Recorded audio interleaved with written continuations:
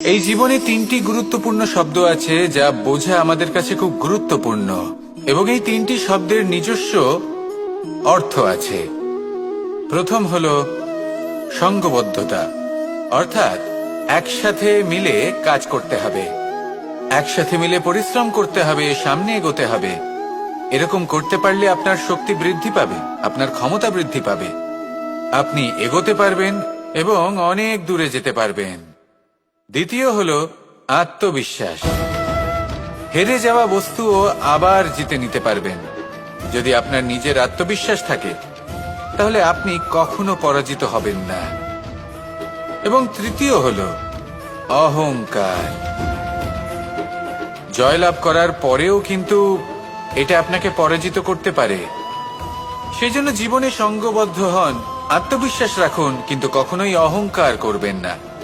এই অহংকার আপনার থেকে সবকিছু কেড়ে নিতে পারে।